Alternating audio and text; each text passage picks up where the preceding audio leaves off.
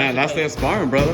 No, Look sharp. Friday. Oh, I'm sorry. Yeah, one of the final days of sparring. Yeah, one of the final Yeah. Look hella sharp in there, man. Thank you, man. Thank you. You felt it? You felt that you Yeah, were I mean, it was a long day. I'm weight cutting. That's sharp, but just imagine when I'm fully rested. 5 miles, strength and conditioning events, and I come out here and I just spar. No problem. Do you worry about the foot battle? I know a lot of people do the kind of inside outside. You don't even think about it? It doesn't matter. When you're skilled, when you've been boxing in the game so long, that's just for amateurs. They tell you, oh, go to the left, gotta keep your foot on the outside. That's amateur shit. Alright, I can see everything. Doesn't matter what he doesn't do. I have an answer for it. And yeah. Now you look locked in, man. I feel like you're like there's no way, nothing Fortuna can do. There's nothing he could do. He could try. I mean, he'll have an effort, and then sooner or later he just starts getting picked apart and beat up. I mean, that's just what it is. I'm too fast for him. Too young. Too much conditioning. He just met the wrong person.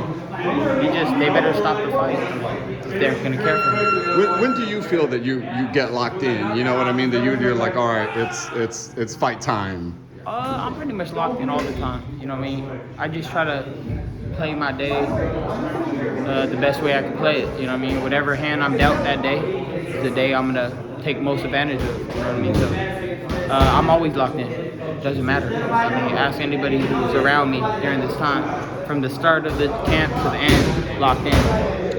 What's been the most memorable part of this camp, would you say? Like, did the girls do anything? Maybe start talking, saying words or something in this camp maybe they hadn't done before or something?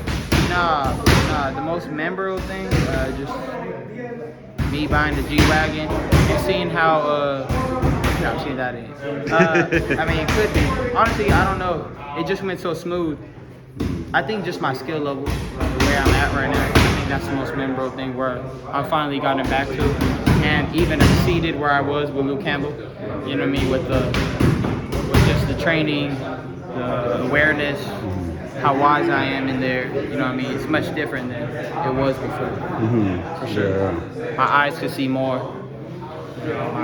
My timing, immaculate, extravagant, unseen, one of a kind, glorious, precious, exquisite, extravagant, outstanding, amazing. All the acronyms.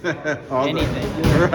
I'm everything right now. I got it. I'm on fire. Thank God for the wisdom He's given me and for the mentality He's given me this camp. The peace.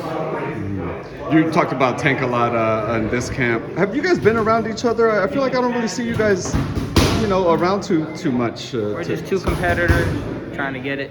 Yeah. You know what I mean? He was screaming at his last fight like everybody knows that he wants me next, and then I got to handle business July 16th, so that's what I'm focused on right now.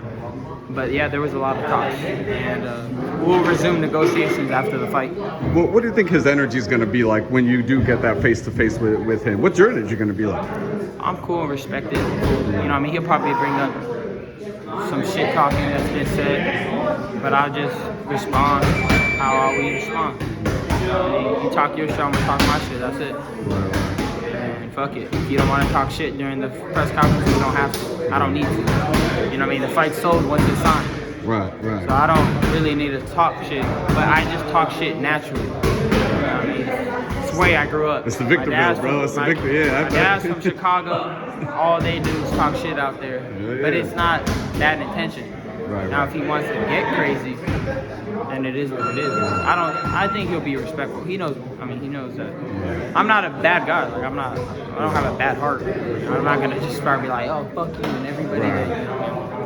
Mayweather recently was, not that you were talking shit, but Mayweather was talking about your comments about Canelo recently, and just kind of almost came out in defense of Canelo. Were you kind of surprised you were the guy that kind of brought them together? They need all the Avengers. They need everybody to stop me. Call them all on. Bring them all on. They need a lot to stop me. They can't though. There's nothing they could do. I'm in control of my destiny. I'm in control of how hard I work. I'm in control with the punches I throw. They could talk. They could try to discredit me their whole life. The truth rises to the top. I know where I'm at. You can see it. You can see I've been making the right moves. I'm here. So I mean, you can't deny that. So you need more than those two to stop me. You can't stop me. Right. Unstoppable. I'm like I was gonna say he said himself that he shoots shit at Canelo too. You know, I mean, were you kind of surprised that he came out in defense of Canelo? No, I mean, I don't even know why he would want to respond. You know what I mean? But it just shows him.